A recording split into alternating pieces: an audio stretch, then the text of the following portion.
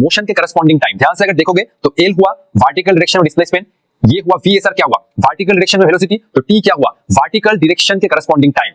तो यही है principal of physical independence of motion. जो देवजीत सर है, मैं ऑब्जर्वर हूं, मेरे रेस्पेक्ट में दो टाइप का मोशन दिख रहा है, ये हुआ वर्टिकल, दूसरा हुआ हॉरिजॉन्टल, लेकिन दोनों मोशन का करस्पॉन्डिंग टाइम सेम है। हॉरिजॉन्टल मोशन वर्टिकल मोशन का अफेक्ट नहीं कर रहा है और वर्टिकल मोशन हॉरिजॉन्टल मोशन का अफेक्ट नहीं कर रहा है, दोनों मोशन के टाइम सेम है। इसको हम लोग कहते हैं principal of physical independence of motion. ये वर्टिकल मोशन का करस्पॉन्डिंग डिस्प्लेसमेंट, ये हुआ वेलोसिटी, ये हुआ टाइम। लेकिन ये स्विमर जितने टाइम में यहां तक पहुंचना चाहता था, उसी सेम टाइम में ये स्विमर यहां पर ना पहुंच के यहां पर पहुंच रहा है। मान लो रिवर का पानी रुका हुआ है, तो स्विमर डायरेक्टली ऑपोजिट पॉइंट पर पहुंच जाता। तो अभी तो रिवर का पानी फ्लो हो रहा है, तो स्विमर इस पॉइंट पे ना पहुंच के इस पॉइंट पर पहुंच रहा है।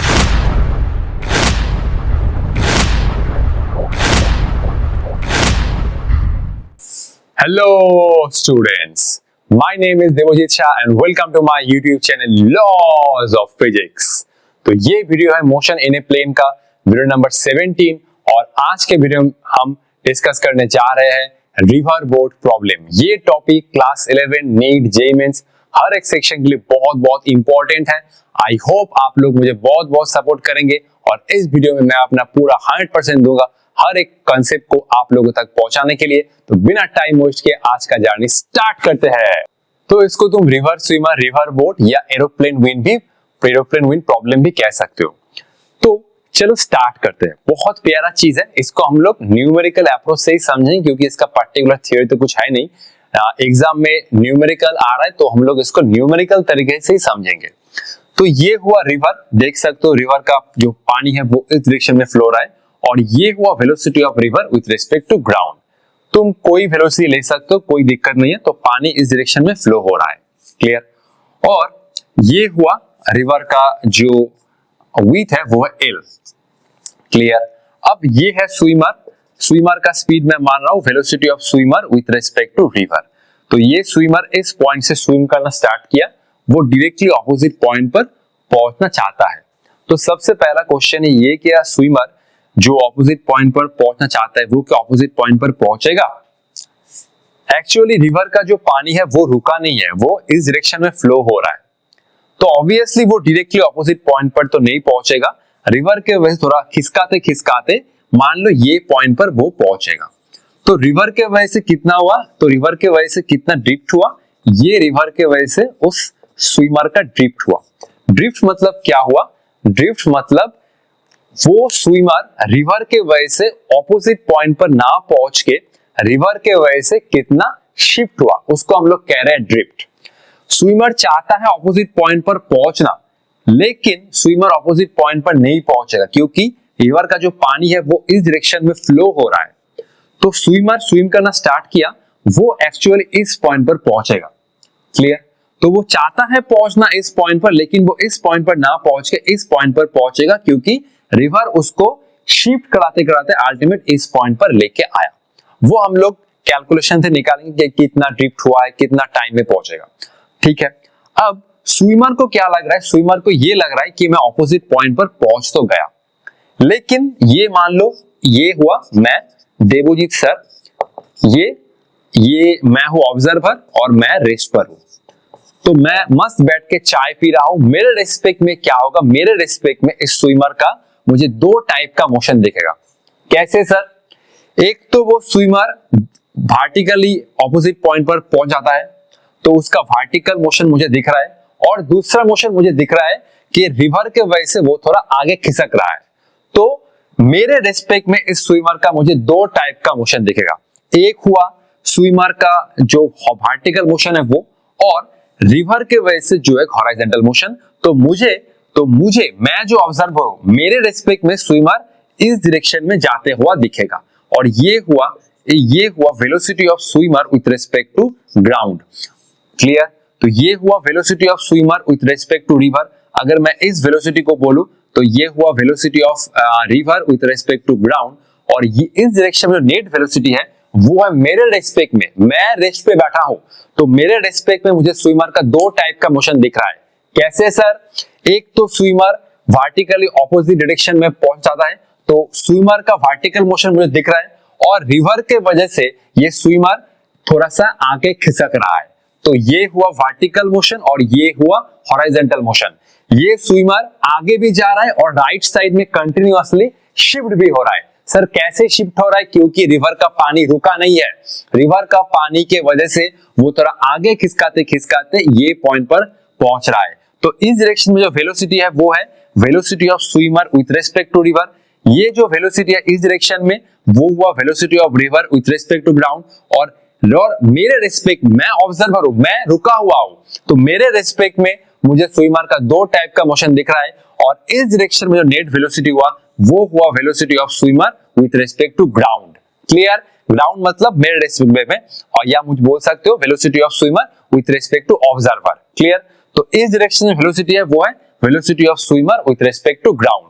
तो अगर मैं इन तीनों वेक्टर को ड्रॉ करूं, ये हुआ velocity of swimmer with respect to river, ये एरो हुआ velocity of river with respect to ground, और इस डायरेक्शन में जो वेलोसिटी हुआ इन दोनों का रिजल्टेंट वो हुआ velocity of swimmer with respect to ground. क्योंकि ग्राउंड में जो ऑब्जर्वर है मैं, मेरे रेस्पेक्ट में स्विमर का दो टाइप का मोशन हो रहा है, एक तो उसका वर्टिकल और दूसरा हुआ रिवर के वजह से वो खिसकाते खिसकाते ये पॉइंट पर पहुंचा।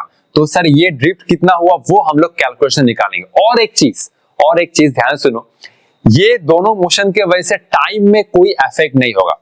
मतलब मैं कहना चाहता हूं कि ये जो वर्टिकल और हॉरिजॉन्टल मोशन दोनों के लिए टाइम सेम है। सर कैसे? सुन लो ध्यान से। मान लो एल, क्लियर?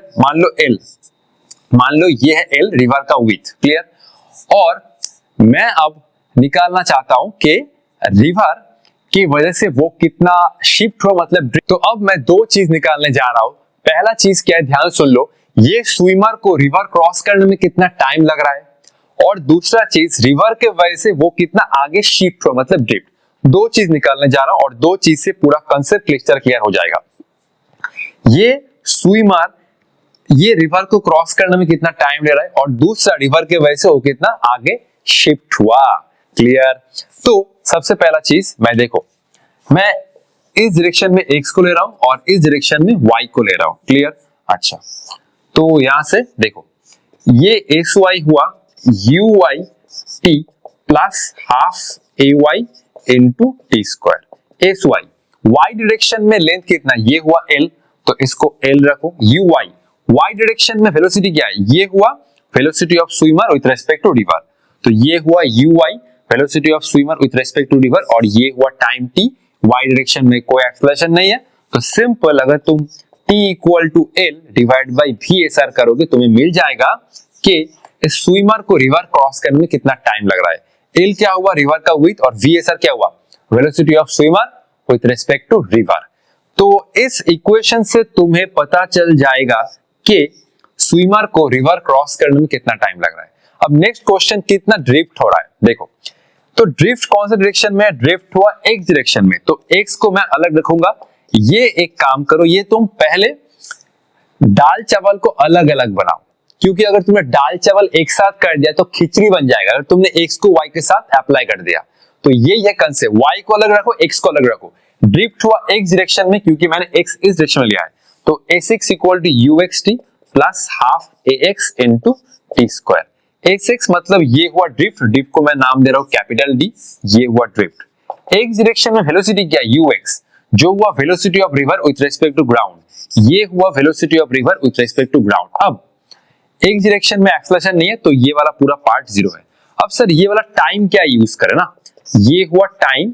सर ये टाइम क्या यूज करें, ध्यान से देखो, ये टाइम और ये टाइम सेम है। सर कैसे, ये टाइम तो स्विमर को रिवर क्रॉस करने में लग रहा है, यही तो मैंने बोला।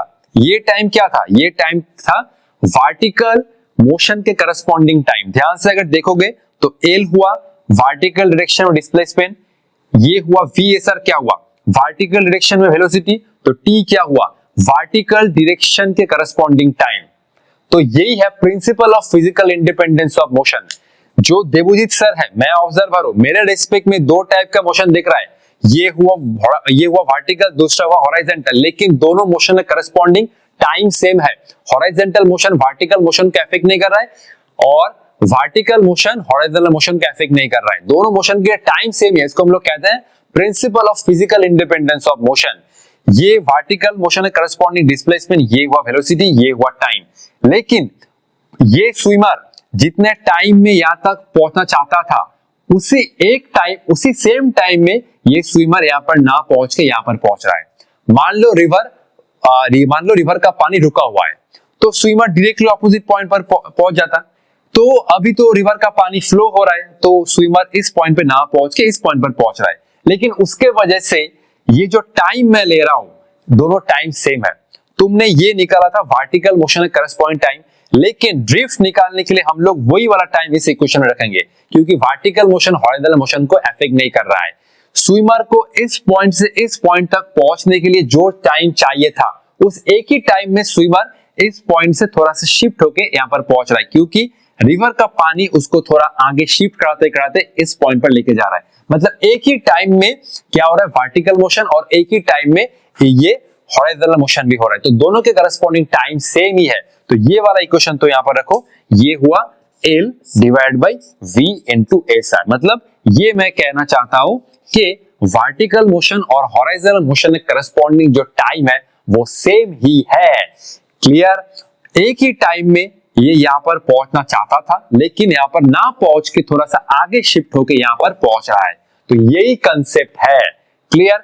ये हुआ velocity of swimmer with respect to river, ये हुआ velocity of river with respect to ground, और ये हुआ नेट वेलोसिटी किसका, स्विमर का, जो ऑब्जर्वर के रिस्पेक्ट में है, velocity of swimmer with respect to ground. Clear? ये वेलोसिटी हुआ मेरे रिस्पेक्ट में, क्योंकि मैं मस्त बैठकर चाय पी रहा हूं और स्विमर का दो टाइप का मोशन दिख रहा हूं। वर्टिकल मोशन के लिए जितना टाइम है, हॉरिजॉन्टल मोशन के लिए भी टाइम सेम है। इसके लिए हम लोग कहते हैं principal of physical independence of motion.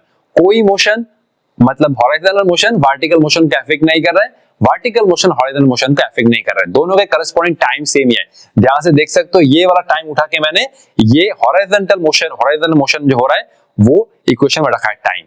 Clear? तो ये वाला फॉर्मूला मत याद रखो, दोनों के टाइम सेम है, जस्ट ये याद रखो। ठीक है? तो इसको कॉपी कर लो, नेक्स्ट हम लोग डायरेक्टली प्रॉब्लम में एंट्री मार रहे हैं। चलो ठीक है। तो चलो, अगर बिलीव नहीं होता, अगर बोल सर हम लोग तो क्रिश बन के डायरेक्टली ऑपोजिट पॉइंट पर पहुंच जाएंगे, तो ये लो सिमुलेशन देखो, ये बोट इस पॉइंट से डायरेक्टली ऑपोजिट पॉइंट पर चाहता है पहुंचना, लेकिन वो पहुंच तो नहीं पाएगा, क्योंकि रिवर उसको ड्रिफ्ट कराते कराते तो उस जो ऑपोजिट बैंक पे डायरेक्टली ऑपोजिट पॉइंट पर पहुंच नहीं पा रहा है। तो थोड़ा आगे शिफ्ट होके थोड़ा सा ये देखो इस पॉइंट पर पहुंच रहा है, मतलब डायरेक्टली ऑपोजिट पॉइंट पर तो नहीं पहुंच रहा है, थोड़ा आगे खिसक रहा है, तो वो हुआ अल्टीमेट ड्रिफ्ट। ठीक है? तो इसी को हम लोग इस प्रॉब्लम में समझेंगे। चलो प्रॉब्लम स्टार्ट करते हैं। देखो, बहुत शानदार प्रॉब्लम है। ऑलरेडी ये प्रॉब्लम मैंने कंसेप्ट में डिस्कस कर दिया है। ए man can swim with a speed of 4 kilometre per hour in still water. तो जब पानी रुका हुआ है तो स्विमर का स्पीड कितना है, 4 kilometre per hour. How long does it take to cross a river 1 kilometre wide if the river flow steadily at 3 kilometre per hour. तो रिवर का विड्थ कितना है, 1 किलोमीटर, और रिवर का जो वेलोसिटी है वो है 3 kilometre per hour, and he makes his strokes normal to river current.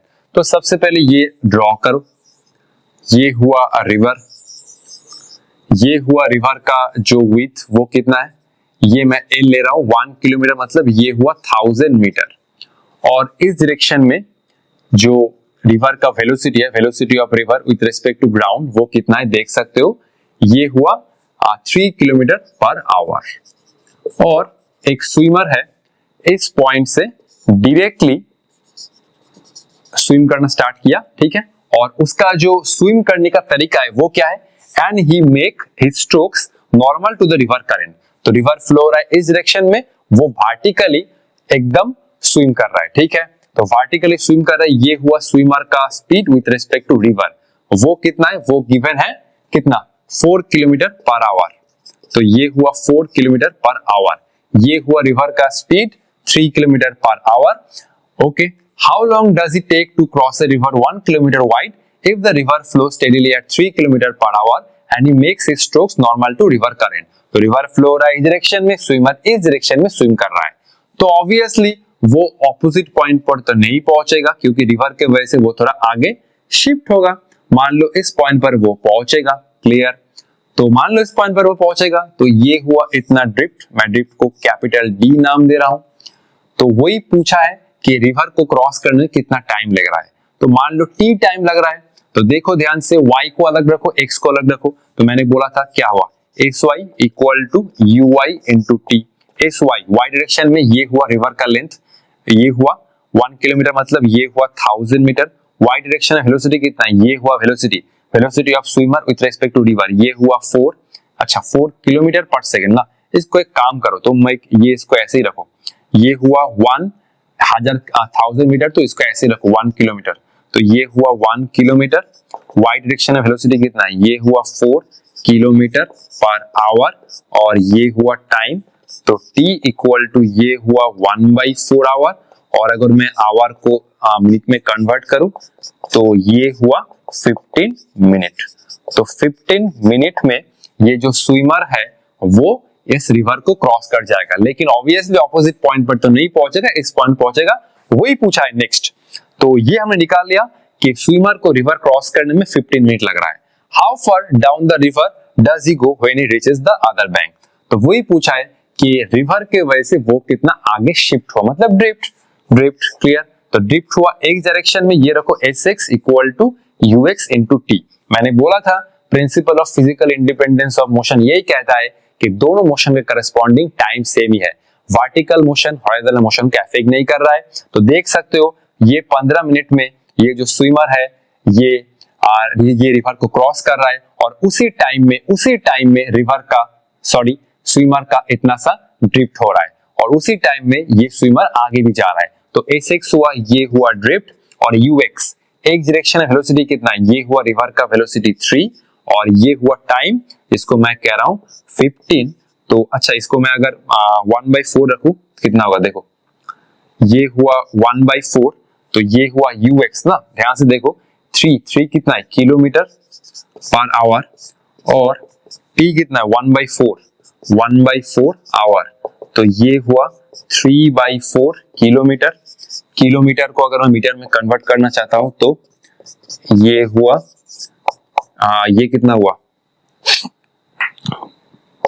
250, और ये हुआ 750 मीटर। तो ड्रिफ्ट कितना हुआ, ड्रिफ्ट हुआ 750 मीटर।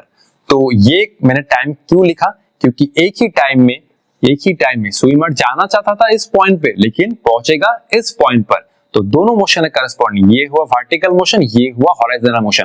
वर्टिकल मोशन है करस्पॉन्डिंग, ये है टाइम 15 मिनट, और उसी टाइम में 15 मिनट या 1/4 आवर, उसी टाइम में ये स्विमर इतना शिफ्ट हो जाएगा, और उसको हम लोग कह रहे हैं ड्रिफ्ट। तो ux एक डायरेक्शन में वेलोसिटी है 3 किलोमीटर पर आवर, और टाइम हुआ करस्पॉन्डिंग 1/4 आवर, आवर से आवर गया, तो ये हुआ 3/4 किलोमीटर, इसको मैंने मीटर में कन्वर्ट किया, ये तो ठीक ही है 25,750 मीटर। तो ये हुआ ड्रिफ्ट। क्लियर, तो कॉपी कर लो। इसके बाद हम लोग ये समझने जा रहे हैं कि मान लो स्विमर को डायरेक्टली ऑपोजिट पॉइंट पर ही पहुंचना है, उसके लिए कोई इंतजार कर रहा है और ऐसे हाथ दिखा रहा है, तो वो ऑब्वियसली कुछ ना कुछ जुगाड़ तो लगाएगा कि वो डायरेक्टली ऑपोजिट पॉइंट पर ही पहुंचेगा। तो इस पॉइंट पे उस स्विमर का कोई है, जानता नहीं, कोई है, ठीक है, उसको हाथ दिखा रहा है ऐसे, तो वो कुछ ना कुछ तो जुगाड़ लगाएगा कि वो डायरेक्टली ऑपोजिट पॉइंट पर पहुंचेगा। जुगाड़ मतलब अब वो नॉर्मली ऐसे स्विम नहीं करेगा, कोई एक पर्टिकुलर डायरेक्शन में स्विम करेगा ताकि वो डायरेक्टली ऑपोजिट पॉइंट पर पहुंच जाए और जो हाथ दिखा रहा है उसके करीब जा पाए। ठीक है, चलो कॉपी कर लो, फिर दिखाता हूं कैसे। अब देखो स्विमर को जाना है डायरेक्टली ऑपोजिट पॉइंट पर, वो जाना है, उसको जाना ही जाना है, क्योंकि इस पॉइंट पे कोई इसको ऐसे हाथ दिखा रहा है, तो ऑब्वियसली कुछ जुगाड़ लगाएगा। देखो तो स्विमर इस पॉइंट से जर्नी स्टार्ट किया। क्लियर, पहले देखो ये हुआ रिवर का लेंथ और ये हुआ वेलोसिटी ऑफ रिवर इस डायरेक्शन में फ्लो रहा है। तो अब वो रिवर फ्लो के करस्पॉन्डिंग परपेंडिकुलरली स्विम ना करके कोई एक एंगल पे स्विम करेगा, तो वो स्विमर ऐसे स्विम करेगा डायरेक्टली, ये मतलब रिवर जो इस डायरेक्शन में फ्लो रहा है इसके परपेंडिकुलर स्विम ना करके थोड़ा सा एंगल करके स्विम करेगा। तो इसका क्या फायदा हुआ, देखो ध्यान से, ये हुआ velocity of swimmer with respect to river. Swimmer अब वर्टिकल से थोड़ा सा थीटा एंगल लेके स्विम करेगा ताकि वो ऑपोजिट पॉइंट पर पहुंच जाए। सर कैसे, देखो तो इसका कंपोनेंट बनाओ, इसका तुम कंपोनेंट बनाओ, ओके। तो इसको मैं थोड़ा सा इंक्रीज कर रहा हूं, ठीक है, ध्यान से देखो, तो इसको थोड़ा कंपोनेंट बनाओ। ये हुआ इस डायरेक्शन में इसका कंपोनेंट हुआ velocity of swimmer with respect to river, ये हुआ cos थीटा, और इस डायरेक्शन में इसका कंपोनेंट कितना हुआ, ये हुआ velocity of swimmer with respect to river और ये हुआ sine theta, simple cos theta sine theta. और इस डायरेक्शन में क्या वेलोसिटी है, ये हुआ velocity of river with respect to ground. अब देखो ध्यान से, मैंने जब इस वेलोसिटी का दो कंपोनेंट बना लिया, अगर ये दोनों कंपोनेंट एक दूसरे को कैंसिल आउट कर दे तो हॉरिजॉन्टल डायरेक्शन में कोई वेलोसिटी नहीं रहेगा और स्विमर इस वेलोसिटी को लेकर डायरेक्टली ऑपोजिट पॉइंट पर पहुंच जाएगा। तो मैंने क्या किया, मैंने बोला स्विमर वर्टिकल से थीटा एंगल लेकर इस डायरेक्शन में अब स्विम करना स्टार्ट करेगा। तो ये हुआ velocity of swimmer with respect to river. इसका दो कंपोनेंट मैंने बनाया, VSR cos theta, VSR sin theta. ये हुआ वर्टिकल मोशन है करस्पॉन्डिंग वेलोसिटी और ये हुआ हॉरिजॉन्टल मोशन है करस्पॉन्डिंग, जो देख सकते हो रिवर के ऑपोजिट डायरेक्शन में है। Clear clear. अब देखो ये इस डायरेक्शन में कौन सा वेलोसिटी है, जो है velocity of river with respect to ground.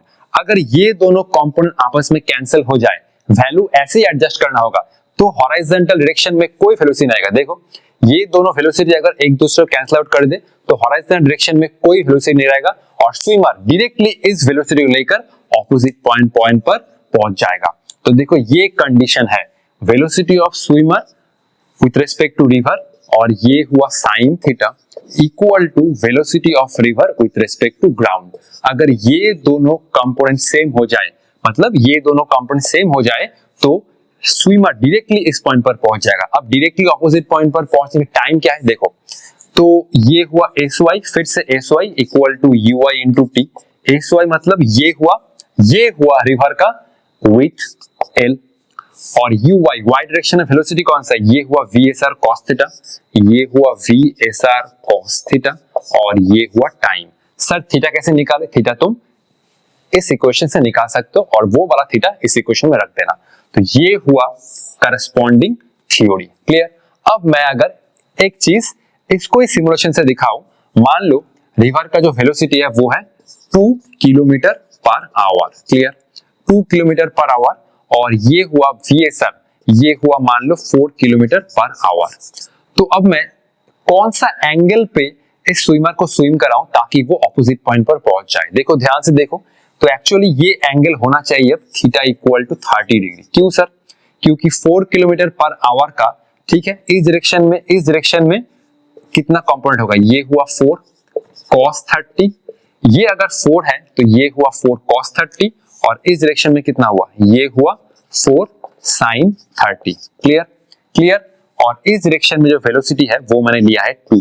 ध्यान से अगर देखोगे 4 sin 30 मतलब ये हुआ 2, ये 2 और ये 2 आपस में कैंसिल आउट हो जाएगा और स्विमर डायरेक्टली इस पॉइंट पर पहुंच जाएगा। और एक बार रिपीट करो, ध्यान से देखो, मैंने ऐसे वैल्यू एडजस्ट किया है। ये हुआ velocity of river 2 kilometre per our, ये हुआ वेलोसिटी ऑफ स्विमर मैंने लिया है विथ रिस्पेक्ट टू रिवर, ये हुआ 4 किलोमीटर पर आवर। मेरा क्वेश्चन है कि स्विमर को कौन से एंगल पे स्विम कराओ ताकि वो ऑपोजिट पॉइंट पर पहुंचे। मैंने क्या बोला है, हॉरिजॉन्टल डायरेक्शन में कोई भी वेलोसिटी नहीं होना चाहिए, तो ये एंगल 30 डिग्री होना चाहिए। सर कैसे, तो 4 किलोमीटर पर आवर का इसके करस्पॉन्डिंग कंपोनेंट कितना हुआ, वर्टिकल 4 cos 30 और इस डायरेक्शन में 4 sin 30, 4 cos 30 4 sin 30 और ये हुआ velocity of river with respect to ground 2।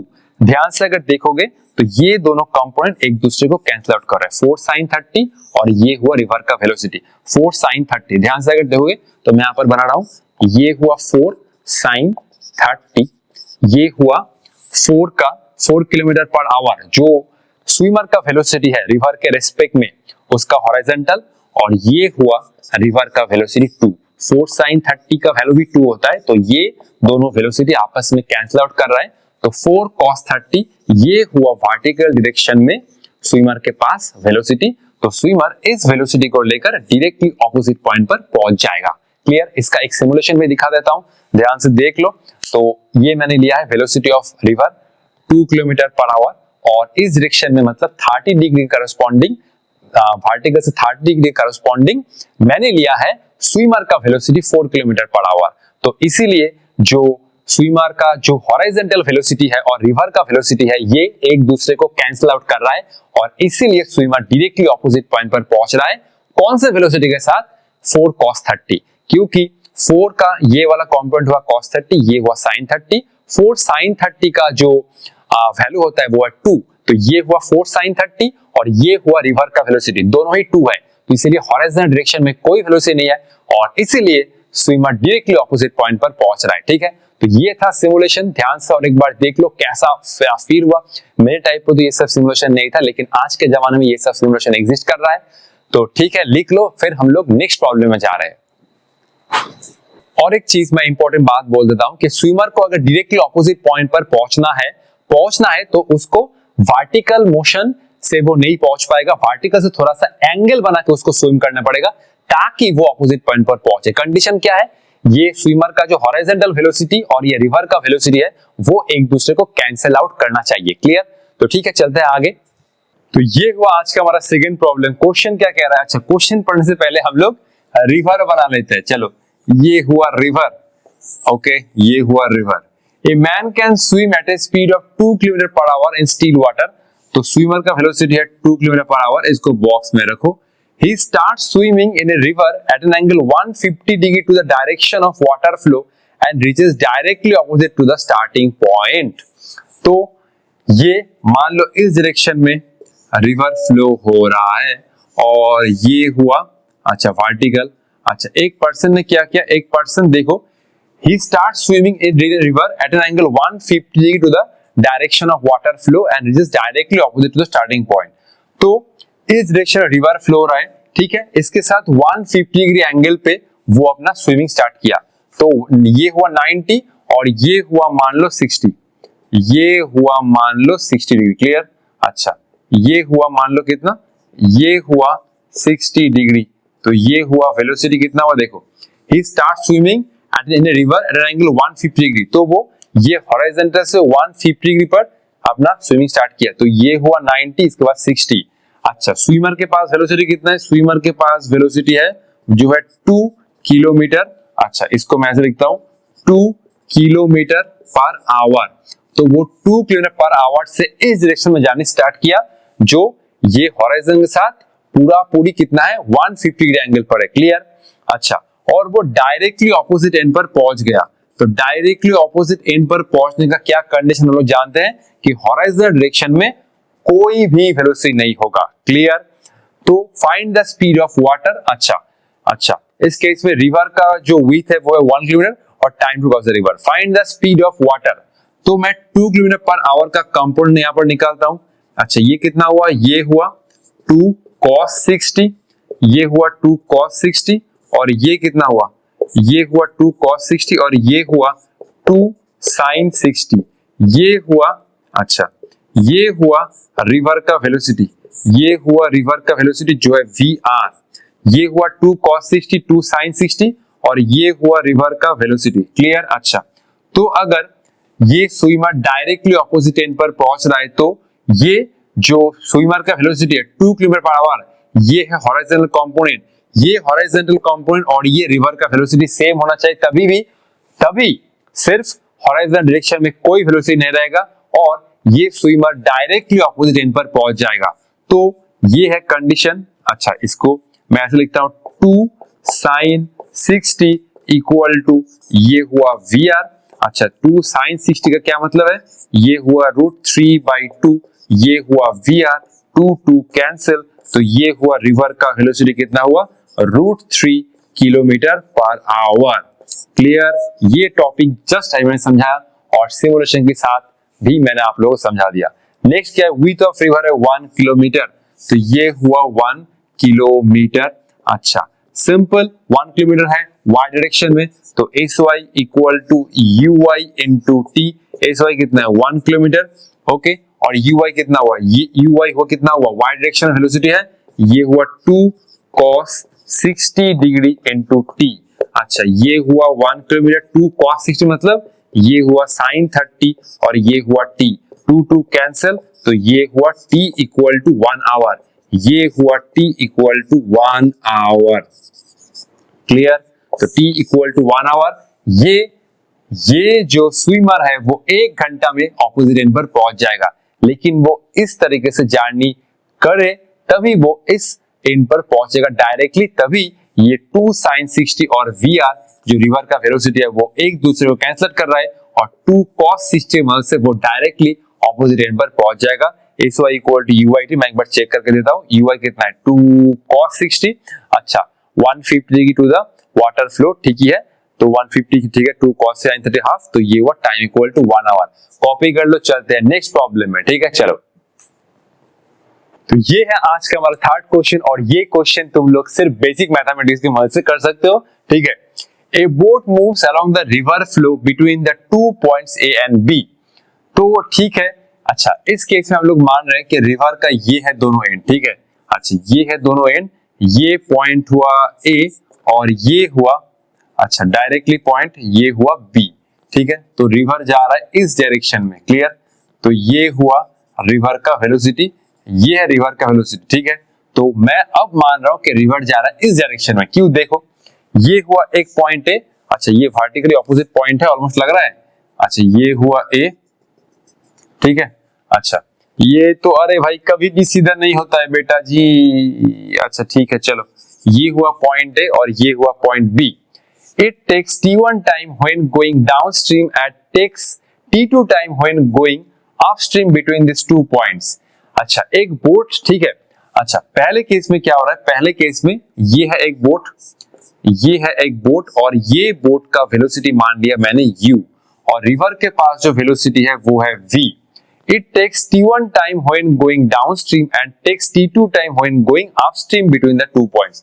तो पहले केस में मैं ये ले रहा हूं कि बोट रिवर के डायरेक्शन में जा रहा है, क्लियर, तो जब ये बोट रिवर डायरेक्शन में जा रहा है तो ए पॉइंट से बी पॉइंट तक पहुंचने के ये टाइम ले रहा है t1, क्लियर, अच्छा क्लियर, अच्छा नेक्स्ट केस में क्या हो रहा है, नेक्स्ट केस में मान लो ये दोनों पॉइंट मैं फिर से ले रहा हूं, अच्छा ये दोनों पॉइंट मैं फिर से ले रहा हूं, अच्छा ये पॉइंट हुआ ए और ये पॉइंट हुआ बी, अच्छा तो ये हुआ रिवर का वेलोसिटी, ये हुआ रिवर का वेलोसिटी v, अच्छा ये हुआ फर्स्ट केस, अच्छा तो ये हुआ रिवर का वेलोसिटी v, ये हुआ रिवर का वेलोसिटी b, अच्छा तो अपस्ट्रीम मतलब सेकंड केस में क्या हो रहा है, सेकंड केस में बोट रिवर के उल्टे डायरेक्शन में आ रहा है, ये हुआ रिवर, ठीक है, ये अब रिवर आ रहा है u स्पीड के साथ। पहले केस में रिवर का वेलोसिटी और बोट का वेलोसिटी सेम है, दूसरे केस में रिवर का वेलोसिटी और बोट का वेलोसिटी ऑपोजिट डायरेक्शन में, इसलिए it takes t1 time when going downstream. तो पहले केस में जब बोट का वेलोसिटी और रिवर का वेलोसिटी सेम डायरेक्शन में है तो ये बोट को t1 टाइम ले रहा है ए से बी पॉइंट तक पहुंचने में, लेकिन ये बोट t2 टाइम ले रहा है व्हेन गोइंग अपस्ट्रीम, मतलब जब रिवर के ऑपोजिट डायरेक्शन में ये बोट आ रहा है तो मान लो बी पॉइंट से ए पॉइंट तक आने के लिए उसको टाइम लग रहा है t2। ये हुआ डाउनस्ट्रीम, बोट और रिवर का वेलोसिटी सेम डायरेक्शन में, और अपस्ट्रीम मतलब रिवर और बोट का वेलोसिटी ऑपोजिट डायरेक्शन में, क्लियर, अच्छा क्वेश्चन क्या कह रहा है, what time it will take in still water to cover the distance equal to A B. अच्छा मान लो ये थर्ड केस में क्या हो रहा है, थर्ड केस में ये हुआ ऑपोजिट पॉइंट, अच्छा ये हुआ ऑपोजिट पॉइंट, अच्छा ये हुआ ए और ये हुआ बी। अब क्या हो रहा है, अब रिवर के पास कोई वेलोसिटी नहीं, ये हुआ थर्ड केस, अभी रिवर के पास कोई वेलोसिटी नहीं है, ये हुआ रिवर, अच्छा तो अभी ये बोट ए पॉइंट से बी पॉइंट तक जाने में कितना टाइम लगेगा। अच्छा ये जो ए और बी पॉइंट का डिस्टेंस है ये मैं मान रहा हूं एल है, ठीक है, तो एल है, यू क्या है, एक्चुअली यू मैं मान रहा हूं, ये देखो यू मैं मान रहा हूं, ठीक है, ये हुआ तीन केस। पहले केस में बोट का वेलोसिटी रिवर का वेलोसिटी सेम डायरेक्शन में बोट ले रहा है t1 टाइम ए पॉइंट से बी पॉइंट तक पहुंचने में। सेकंड केस में बोट का वेलोसिटी और रिवर का वेलोसिटी ऑपोजिट डायरेक्शन में है, बोट ले रहा है t2 टाइम इस नदी को पार करने में। लास्ट केस में क्या हो रहा है, लास्ट केस में रिवर के पास कोई वेलोसिटी नहीं है, तो सिंपल अगर पानी रुका हुआ है तो बोट को ए पॉइंट से बी पॉइंट तक जाने में कितना टाइम लेगा। और ये जो मैं u ले रहा हूं ये हुआ, let u equal to velocity of boat, ये मैं ले रहा हूं इन स्टील वाटर, तो ये वाला मैं टाइम ले रहा हूं t, और ये डिस्टेंस कितना, ये हुआ l, तो t equal to l by u, ये मुझे निकालना है। What time it will take in still water to cover the distance equal to AB। Third actually ये है क्वेश्चन का थर्ड स्टेटमेंट, ये पूछ रहा है कि थर्ड केस में मान लो रिवर का कोई वेलोसिटी नहीं है, तो जब रिवर के पास कोई वेलोसिटी नहीं है तो वो बोट को ए पॉइंट से बी पॉइंट तक जाने में कितना टाइम लेगा। तो मैंने यू क्या लिया है, यू हुआ velocity of boat in still water, तो मुझे ये वाला टाइम चाहिए। टाइम क्या हुआ, लेंथ अपॉन ये हुआ स्पीड यू, तो ये एल बाई यू मुझे निकालना है in terms of T1 T2। Clear, L तो तुम ला नहीं सकते, भी ला नहीं सकते। क्वेश्चन में दो ही पैरामीटर गिवन है, T1 और दूसरा पैरामीटर है T2, तो तुम फाइनल एक्सप्रेशन में ना ही एल को यूज कर सकते हो, ना ही यू को यूज कर सकते हो, ना ही तुम v को यूज कर सकते हो। सिर्फ एक तुम कांस्टेंट पैरामीटर मतलब 2 3 और उसके साथ तुम्हें फाइनल आंसर T1 T2 के टर्म में रिपोर्ट करना होगा। तो देखो इस केस में जब बोट इस पॉइंट से बी पॉइंट तक जा रहा है, नेट वेलोसिटी कितना हुआ, सिंपल u प्लस v, क्योंकि u और v सेम डायरेक्शन में, तो मैं T1 क्या लिखूंगा, T1 हुआ L divide by u plus v। Clear. अच्छा, जब बोट मान लो B से A तक आ रहा है तो नेट वेलोसिटी क्या हुआ, ये हुआ u, ये हुआ जाने का वेलोसिटी और ये हुआ उसको ऑपोज करने वाला वेलोसिटी, तो ये हुआ u माइनस v, और इस केस में T2 कितना हुआ, ये हुआ T2 L divide by u minus v। और इस केस में रिवर के पास कोई वेलोसिटी नहीं है, सिंपल हमें ये ढूंढना है कि जब पानी के पास कोई वेलोसिटी नहीं है तो रिवर ये A पॉइंट से B पॉइंट तक जाने में कितना टाइम लगेगा, तो T equal to L by U। Clear, इसको मुझे इरेज करना है, तब तक क्वेश्चन कॉपी कर लो, मेरे में सॉल्यूशन डिस्कस करता हूं। ओके, तो 1 2 3 4 5, तो जब डाउनस्ट्रीम है तो डाउनस्ट्रीम के लिए वेलोसिटी कितना है, net velocity u plus v, और ये हुआ टाइम ना, ये हुआ टाइम, टाइम क्या हुआ T1 equal to L divide by u plus v। Clear, ये हुआ डाउनस्ट्रीम रिवर के अलोंग, और ये हुआ time T equal to L plus u by v। यहां से मैं क्या लिखूंगा, यहां से मैं u plus v equal to L by T1 लिखूंगा। ये हुआ हमारा इक्वेशन नंबर 1। आप स्ट्रीम मतलब रिवर और बोट का वेलोसिटी ऑपोजिट डायरेक्शन में, आप स्ट्रीम में वेलोसिटी कितना हुआ u माइनस v, और ये टाइम कितना हुआ T2 equal to L divide by u minus v, ये हुआ L divide by u minus v, तो इसको यहाँ पर लाओ u minus v equal to L by T2, और ये हुआ इक्वेशन नंबर 2। दोनों इक्वेशन को ऐड करो, तो एडिंग ये हमें क्या मिला, u plus v plus u minus v, ये हुआ L divide by T1 plus L divide by T2, v minus v cancel, ये हुआ ट्वाइस u, और ये मैंने L कॉमन दिया, ये हुआ 1 by T1 plus 1 by T2। Clear clear clear. अच्छा, तो ये कितना हुआ, अच्छा ये u है, ठीक है, ये है u ट्वाइस u, तो ये हुआ twice u equal to L, और ये तुम अगर एलसीएम करोगे तो T1 plus T2 divide by T1, और ये हुआ T2। हमें क्या चाहिए था, हमें ये टर्म चाहिए था L बाई U।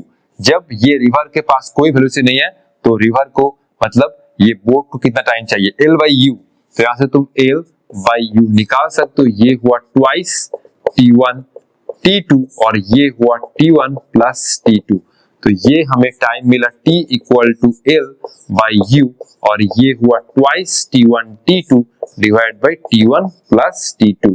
तो ये है शॉर्टकट फॉर्मूला। क्लियर, तो इसको तुम ऐसे भी मेमोराइज रख सकते हो। ठीक है, तो कॉपी कर लो। नेक्स्ट हम लोग इस वीडियो का नेक्स्ट प्रॉब्लम करने जा रहे हैं, जो होगा लास्ट प्रॉब्लम, और वो भी शानदार प्रॉब्लम है, कंसेप्चुअल है। कॉपी कर लो। तो ये है आज का हमारा last question. A boat is sent across with A velocity 8 kilometre per hour if the resultant velocity of boat is 10 kilometre per our velocity of river. तो ये क्वेश्चन आया था सीबीएसई पीएमडी 1993 में। ठीक है, तो मेरा तब जन्म भी नहीं हुआ था। तो क्वेश्चन एकदम आसान है, सिंपल, तुम्हें कंसेप्ट अप्लाई करना है। चारों ऑप्शन था लेकिन मैंने नहीं दिया। ठीक है, इसमें कोई दिक्कत तो है नहीं। ठीक है, अच्छा, ये इस डायरेक्शन में रिवर फ्लो हो रहा है, ये हुआ रिवर। अच्छा, एक स्विमर क्या किया, एक स्विमर ये डायरेक्टली ऑपोजिट पहुंचना चाहता है। ठीक है, ठीक है, इसमें कोई दिक्कत नहीं है। ऑपोजिट पहुंचना चाहता है, नहीं चाहता है, कोई दिक्कत नहीं, झमेला छोड़ो। ये स्विमर का वेलोसिटी, अच्छा बोट, अच्छा यहाँ पर बोट है, अच्छा ठीक है, कोई बात नहीं, ये है बोट। अच्छा, रिवर बोट, बोट रिवर, एक ही रिवर बोट, रिवर स्विमर, एक ही प्रॉब्लम है। अच्छा, बोट का वेलोसिटी कितना है, 8 किलोमीटर पर आवर। तो ये है बोट का वेलोसिटी, ये हुआ बोट का वेलोसिटी, ये कितना है इस डायरेक्शन में। अच्छा, ए boat is sent across river, ये हुआ 8 किलोमीटर पर आवर। अच्छा, तो बोट डायरेक्टली ऑपोजिट एंड पर तो नहीं पहुंचेगा, रिवर उसको थोड़ा खिसका के आगे लेके आएगा। ये हुआ बोट, ये हुआ बोट। तो एक्चुअली ये बोट का जो मोशन होगा वो इस डायरेक्शन में होगा। क्लियर? वो डायरेक्टली ऑपोजिट जा रहा है, जा तो नहीं पाएगा, रिवर उसको ड्रिप कराएगा, तो उसका जो अल्टीमेट मोशन होगा वो इस डायरेक्शन में होगा। अब क्या कह रहा है, if the resultant velocity of boat, मतलब इस डायरेक्शन में बोट के पास जो वेलोसिटी है वो कितना है, वो है 10 किलोमीटर पर आवर। ये हुआ बोट का वेलोसिटी, ये हुआ रिवर का वेलोसिटी, और ये हुआ इस डायरेक्शन में बोट के पास net velocity. Clear? Then velocity of river, तो सिंपल पाइथागोरस थ्योरम अप्लाई करो। ठीक है, ये हुआ कितना, पाइथागोरस थ्योरम। अच्छा, पाइथागोरस थ्योरम, तो ये perpendicular square plus base square equal to hypotenuse square, तो ये हुआ 8 स्क्वायर, ये मैं लिखूंगा वेलोसिटी ऑफ रिवर का होल स्क्वायर, और ये हुआ 10 स्क्वायर, तो ये हुआ 64 प्लस ये हुआ वी स्क्वायर, और ये हुआ 100, ये हुआ v square equal to 100 minus 64, तो ये हुआ वी स्क्वायर इक्वल टू 36, और ये हुआ v equal to 6 kilometre per hour. तो रिवर के पास जो वेलोसिटी है वो कितना है, 6 किलोमीटर पर आवर। तो ठीक है, आज का वीडियो यहाँ पर हम लोग एंड करते हैं। आई होप ये वीडियो आप लोगों को बहुत पसंद आएगा। नेक्स्ट वीडियो हम लोग स्टार्ट करें ग्राफिकल एनालिसिस। तब तक पढ़ाई करते रहो। All the best.